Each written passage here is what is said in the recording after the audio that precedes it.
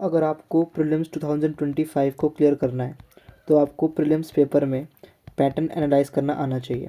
अगर आप ये करके नहीं जाएंगे तो आप फंस जाएंगे पेपर में और क्लियर होने के चांसेस बहुत मिनिमाइज़ हो जाएंगे।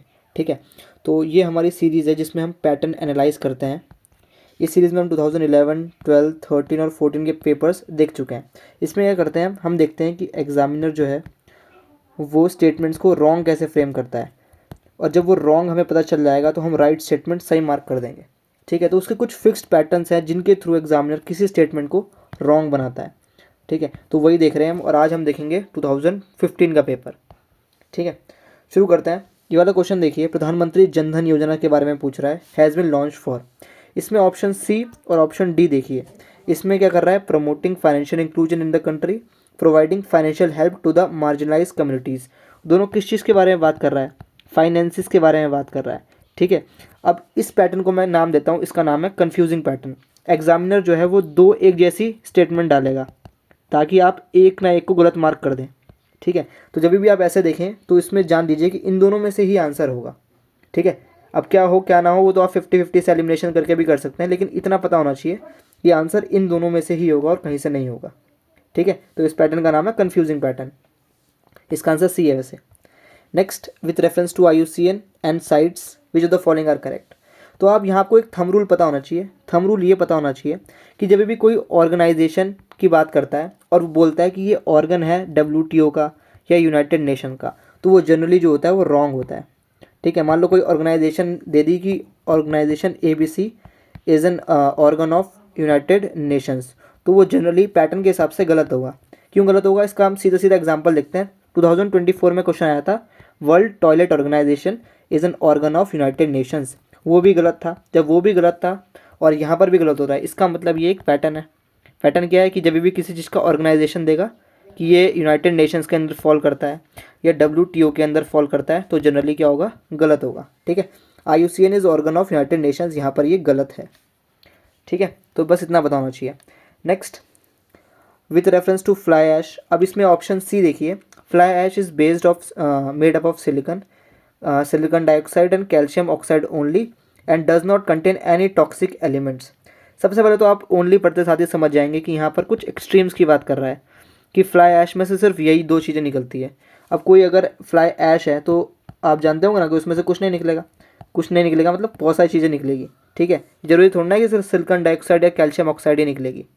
एक सॉरी, एक तो इसकी वजह से ये स्टेटमेंट रॉन्ग है। सेकंड रॉन्ग है कि यहाँ पर डज नॉट लिख दिया, मतलब इन्होंने क्या कर दिया, स्टेटमेंट को नेगेटिव बना दिया। क्या कर दिया, स्टेटमेंट को नेगेटिव। तो जब भी UPSC स्टेटमेंट को नेगेटिव करता है या नेगेटिव टोन करता है तो वो जनरली क्या हो जाती है, गलत हो जाती है। कि जैसे कि मान लो कि कोई स्टेटमेंट लिखी है, उसमें लिख दिया and does not do this. ठीक है, तो उसने नेगेटिव कर दिया, और जब भी ऐसा होता है तो स्टेटमेंट गलत हो जाती है। ठीक है, तो आपको ऐसे याद रखना है कि कोई स्टेटमेंट आए, बीच में अगर आप डज नॉट पढ़ जाए, ठीक है, और सब अच्छा अच्छा चल रहा हो, बीच में डज नॉट लिख दे और फिर स्टेटमेंट फॉर्म करे, तो जनरली गलत होगी। नेक्स्ट देखते हैं, किसके बारे में, डुगोंग के बारे में बात कर रहा है, सी गाओ भी कहते हैं उसको। इट इज़ सेकंड स्टेटमेंट है, it is found along entire coast of India. ठीक है, अब एंटायर कोस्ट का मतलब क्या है, एंटायर कोस्ट का मतलब कि भाई पूरी इंडियन कोस्ट लाइन पे पूरे में मिलेगी। यहाँ पर भी मिलेगी, इधर भी मिलेगी, इधर इधर इधर इधर इधर इधर सब जगह मिलेगी। तो जब भी ऐसा बोलें कि this thing is found along entire coast, या पूरे एंटायर किसी जंगल में, ठीक है, कि एंटायर फॉरेस्ट में, ऐसा करके, कि मोनाजाइट सैंड जो है, मोनाजाइट सैंड जो है वो भी एंटायर कोस्ट पे मिलती है, ऐसा बोल दे अगर, तो जब भी ऐसा आ जाए कि कोई चीज़ 100% मिल रही है, ठीक है, कि पूरी जगह पे मिल रही है, तो जनरली क्या होती है, रॉन्ग स्टेटमेंट होती है। क्योंकि कोई भी चीज़ एक जगह मिलती है ना, ऐसा थोड़ा ना हर जगह मिले। तो ये जान लीजिए आप कि it is found along entire coast of India, ये एक एक्सट्रीम स्टेटमेंट हो जाती है और इसको हम गलत करेंगे। ठीक है, नेक्स्ट, अब ये वाली स्टेटमेंट देखिए, with reference to RBI reduces, when RBI reduces SSR by 50 basis points, इनमें से क्या होगा। अब क्या होगा क्या नहीं होगा ये हमें नहीं देखना है, हमें देखना है कि यहाँ पर स्टेटमेंट कैसे गलत फ्रेम करी है। तो ए स्टेटमेंट देखिए और डी देखिए। ए बोल रहा है कि यहाँ पर GDP ग्रोथ रेट इंक्रीज हो जाएगी ड्रास्टिकली, और डी बोल रहा है इट में drastically reduce the liquidity to the banking system. तो यहाँ पर आपको जो थंब रूल याद रखना है, उस थंब रूल का नाम क्या है, वो भी एक्सट्रीमली थंब रूल है। इसमें क्या होता है, कोई चीज़ ड्रास्टिकली इंक्रीज़ करने की बात करता है या ड्रास्टिकली रिड्यूस करने की बात करता है। और जब भी यूपीएससी ऐसा बोलता है कि ड्रास्टिकली इंक्रीज़ हो गया या ड्रास्टिकली रिड्यूस हो गया, या बोलता है कि कोई चीज़ स्टेडीली इंक्रीज़ हो गया या स्टेडीली डिक्रीज़ हो गया, ठीक है, तो ये जनरली स्टेटमेंट्स होती है रॉन्ग। कोई भी चीज़ ऐसे स्टेडीली नहीं चलता है ना, कोई अगर ग्राफ देखा तो ऐसे ऐसे चलता नहीं है, ठीक है, ऊपर नीचे होकर चलता है वो। तो बस आपको याद रखना है जब भी ड्रास्टिकली की बात करें और स्टेडीली इंक्रीज या स्टेडीली डिक्रीज की बात करें तो वो जनरली होते हैं गलत, ठीक है। अब इसका आंसर आपको पता होगा, क्या होगा इसका आंसर? सी होगा इसका answer. Next, arrival of Babur India में क्या क्या लेके आया था। तो यहाँ पर जो आपको थंब रूल याद रखना है, उस थंब रूल को मतलब बहुत ही जगह यूज़फुल होता है कि जब भी यूपीएससी किसी चीज़ के ओरिजिन की बात करता है, किसी चीज़ के फाउंडर की बात करता है, या बोलता है कि कोई चीज़ इंट्रोड्यूस करी है किसी ने, तो वो जनरली होते हैं गलत, ठीक है। जैसे कि मान लो 2023 में आया था कि stupas are of Buddhist origin, ठीक है, तो वहाँ ओरिजिन की बात करी थी। मान लो किसी कोई डायनेस्टी है, उसके फाउंडर का नाम लिख दिया कि this dynasty was founded by this, या जैसे यहाँ पर बोल रहा है कि बाबर ने इंट्रोड्यूस किया था गन पाउडर, बाबर ने इंट्रोड्यूस किया था आर्च एंड डोम। तो जनरली ये देखा गया है कि जब भी ऐसा बोलता है कि किसी चीज़ का ओरिजिन, फाउंडर या किसी चीज़ ने कोई चीज़ इंट्रोड्यूस करी है, तो वो जनरली होती है रॉन्ग। और ये पैटर्न है भाई, ऐसा नहीं है कि सिर्फ मैं एक क्वेश्चन को देख के बोल रहा हूँ, ठीक है। आप देखिए अक्रॉस द ईयर्स देखिए, ऐसा आपको दिखेगा पैटर्न लगता हुआ, ठीक है। तो ये भी गलत है, ये भी गलत है, इसका सिर्फ 3 है कि इस्टेब्लिश द टिमुरिड डायनेस्टी, ठीक है। नेक्स्ट, गोल्डीलॉक्स जोन के बारे में बोल रहा है, फिर से वही आ गया पैटर्न जिसका नाम है confusing pattern. Option C, option D देखिए, दोनों बात कर रहे हैं किसी चीज़ के सर्च की, search for earth like planets, search for meteorites containing the precious metal, ठीक है, दोनों ही सर्च की बात कर रहा है, कोई चीज़ ढूंढ रहे हैं। तो एग्जामिनर ने क्या किया, इसमें से एक स्टेटमेंट सही है और एक गलत है। तो एग्जामिनर ने बोला कि हम करते हैं एस्पिरेंट्स को कंफ्यूज, उस कंफ्यूज करने के लिए उसने एक जैसी स्टेटमेंट बना दी, ठीक है। इसका आंसर सी है, उसने इसको देख के वाली स्टेटमेंट बनाई कि search for meteorites containing precious metal, तो ताकि एस्पिरेंट्स कंफ्यूज हो जाए और गलत मार्क कर दें। तो बस आपको याद रखना है कि इन दोनों में से तो नहीं ही है आंसर, आंसर इन दोनों में से है। तो जब भी एक जैसे आपको सिमिलर जैसे स्टेटमेंट दिखे तो आपको याद रखना है कि उन दोनों में से ही आंसर होगा। अगर आपको उनमें से आंसर नहीं आ रहा है तो मार दीजिए भाई तुक्का 50-50, ठीक है, चांसेस तो बढ़ जाएंगे ना आपके पास होने के। नेक्स्ट, ग्रीन क्लाइमेट फंड के बारे में बात कर रहा है। It is founded under the aegis of UNEP, OECD, ADB and World Bank. तो आपको थोड़ी देर पहले मैंने क्या बताया था कि जब बोलता है कि किसी चीज़ का ये ऑर्गन है, कि यूनाइटेड नेशंस का ऑर्गन है, ये डब्ल्यूटीओ का ऑर्गन है, तो वो क्या होता है, जनरली गलत होता है, ठीक है। तो वही यहाँ पर भी लग रहा है कि अगर थंब रूल है तो है कि चीज़ का ऑर्गन है कि किसी चीज़ के अंदर फाउंड हुआ है कोई चीज़, ठीक है। जैसे it is founded under Green Climate founded under UNEP, OECD, ADB and World Bank, तो ये जनरली क्या होगा, गलत होगा, ठीक है। स्टार्टिंग में ही देखा हमने कि आज देखा ना एक कि it is formed under United Nations, तो वहाँ पर भी गलत था, तो यहाँ पर भी गलत है, ठीक है। तो बस आपको ध्यान रखना है कि पैटर्न है कि एग्जाम में आ जाए कि कोई ABCD कोई ऑर्गेनाइजेशन दे रखी है और बोल दिया it is an organ of United Nations, या बोल दिया it is an organ of WTO, ऐसे करके कुछ बोल दिया, या IMF वगैरह बोल दिया। तो आपको याद रखना है कि एक PYQ में क्वेश्चन आया था, एक नहीं बहुत सारे आए हैं, जहाँ पर ये जनरली क्या होता है, गलत होता है, तो वहाँ पर भी आपको गलत करना है, ठीक है, अगर आपको नॉलेज से नहीं पता है वो तो। नेक्स्ट बोल रहा है department of revenue is responsible for preparation of union budget. तो यहाँ पर भी हमारा थंब रूल क्या होता है, थंब रूल जो सभी जानते हैं कि जनरली जो होती है मिनिस्ट्रीज़ जो होती हैं वो गलत होती हैं। तो जब मिनिस्ट्री गलत है तो उसका डिपार्टमेंट भी जनरली ये गलत ही देते हैं, तो ministries and departments are generally wrong. तो बस ये आपको पैटर्न याद रखना है कि एग्जामिनर जो है वो डिपार्टमेंट और मिनिस्ट्री को रॉन्ग कर सकता है। उसके बाद थर्ड स्टेटमेंट देखिए कि जितने भी डिसबर्समेंट्स हैं made from public account are also need authorisation of the parliament. तो ये आपको लक्ष्मीकांत से पता होगा कि जनरली ये वाली स्टेटमेंट जनरली नहीं, हमेशा ही रॉन्ग है। क्यों रॉन्ग है? क्योंकि पब्लिक अकाउंट से जब पैसे कटते हैं तो वहाँ पर अथोराइजेशन नहीं चाहिए होती है पार्लियामेंट की। और वैसे भी एक्सट्रीम स्टेटमेंट है, कैसे, इसने ऑल लिख दिया, all the disbursements made from public account, ठीक है। तो अगर आपको नॉलेज से नहीं आ रहा है तो आप यहाँ ट्रिक लगा सकते हैं। उसके बाद the winds which blow between 30 degree north and 60 degree south latitudes are known as westerlies. तो यहाँ पर जो नया पैटर्न हमको देखने को मिल रहा है, पहली बात तो आप इसे डेटा से गलत कर सकते हैं कि यहाँ रॉन्ग डेटा मेंशन होगा, ऐसा आप सोच सकते हैं कि यहाँ 30 की जगह 40 तो नहीं है, 45 तो नहीं है, ऐसा सोच के भी गलत कर सकते हैं आप।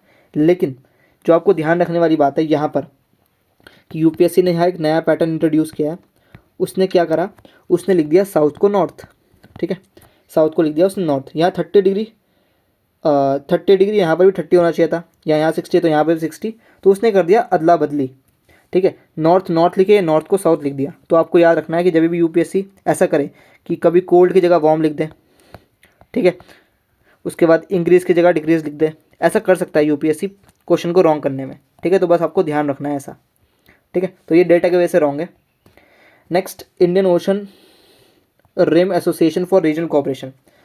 सेकंड स्टेटमेंट देखिए सबसे पहले, it is an alliance meant for maritime security only. अब आप खुद सोचो, कोई ऑर्गेनाइजेशन है या कोई भी चीज़ है, वो सिर्फ उसका एक ही मोटिव होता है? कभी भी नहीं होता है। एक मोटिव नहीं, उसके 36 मोटिव होते हैं कि ये भी कर लेंगे, ये भी कर लेंगे, ये भी कर लेंगे। तो जैसे उसने ओनली लिख दिया, ये हो गई स्टेटमेंट एक्सट्रीम, और जैसी स्टेटमेंट्स एक्सट्रीम होती है वो जनरली हो जाती हैं गलत। तो ये तो गलत हो गया। नेक्स्ट देखो, it was establish very recently.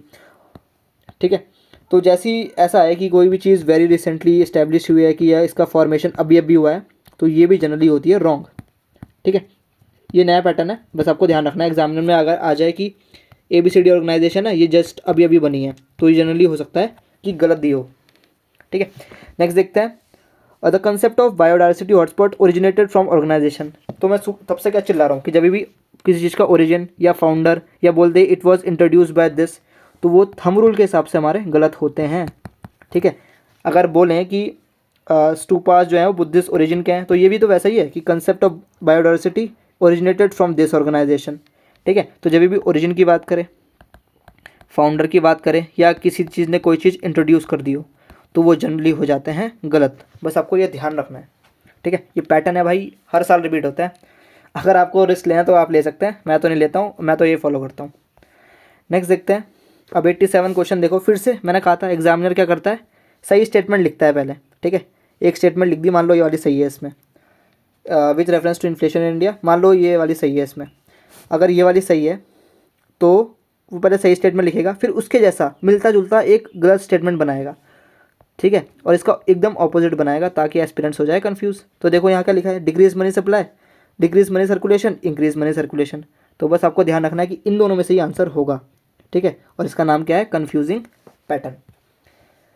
Next देखो, फिर से वही कन्फ्यूजिंग पैटर्न, एग्जामिनर ने सही आंसर लिखा, उसके बाद लिख दिया उसका ऑपोजिट कि labour augmenting technological process, capital augmenting technological process. तो बस आपको ध्यान रखना है कि आंसर इन दोनों में से ही होगा। Next, ammonia and water vapours are only end products of this composition. तो मैं तब से क्या चिल्लाना है कि अगर कोई चीज़ है, मान लो कि फ्लाई ऐश से सिर्फ यही गैस निकलती है, तो वो गलत हो गया ना। तो वैसे यहाँ पर भी गलत है कि इनमें से सिर्फ यही दो एंड प्रोडक्ट्स कैसे हो सकते हैं। तो बस आपको याद रखना है कि कभी भी एक्सट्रीम्स आ जाएँ तो जनरली रॉन्ग होते हैं। 10 में से 8 केसेस में तो रॉन्ग होंगे ही, 2 केसेस एक्सेप्शन हो सकते हैं।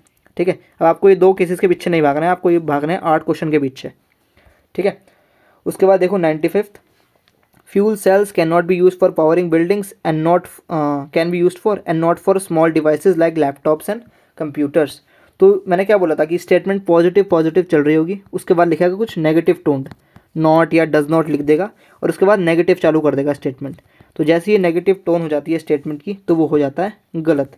कि इंडिया में ये चीज़ तो बनती है, जैसे कोई स्टेटमेंट लिखेगा कि India is famous for this but not for this, तो जब भी ऐसा आ जाए तो ये गलत है। तो वैसे ही यहाँ पर fuel cells can be use for this but not for this, तो ये दोनों गलत है। तो आपको याद रखनी है वाली पैटर्न कि जब भी बट नॉट आ जाए या डज नॉट लिखा आ जाए तो वो जनरली हो जाते हैं गलत। ठीक है, तो बस हमने आज क्या पढ़ा, हमने पढ़ा इतने सारे पैटर्न्स आज। ठीक है, हमने बहुत सारे पैटर्न्स देखे हैं आज। बस आपको क्या करना है, आज पेपर खोलना है 2015 का और खुद से ये वाले पैटर्न्स ढूंढने हैं एग्ज़ाम में। ठीक है, मतलब PYQ में ढूंढने वाले पैटर्न्स, और ये पैटर्न्स को रखना है आपको याद। ठीक है, आप कोई एक शीट लो, उसमें लिख लो पैटर्न कि कंफ्यूजिंग पैटर्न क्या होता है, एक्सट्रीम वाले पैटर्न्स क्या होते हैं। ठीक है, क्रिस क्रॉस वाले पैटर्न्स क्या होते हैं, कभी भी ओरिजिन फाउंडर या किसी ने बोला हो कि ये चीज़ इंट्रोड्यूस करी हो वो गलत हो सकता है, कि कभी भी गैसेस में लिखा हो कि सिर्फ यही प्रोड्यूस होता है तो वो गलत हो सकता है। ठीक है, या बट नॉट या नेगेटिव टोन स्टेटमेंट्स, तो ये सब आपको ध्यान होने चाहिए। ठीक है, अगर आप ऐसा करोगे तो आपके दिमाग में रट जाएंगे पैटर्न्स और आपका प्रीलिम्स हो जाएगा क्लियर। तो नेक्स्ट वीडियो में मिलते हैं जिसमें हम 2016 के क्वेश्चंस देखेंगे।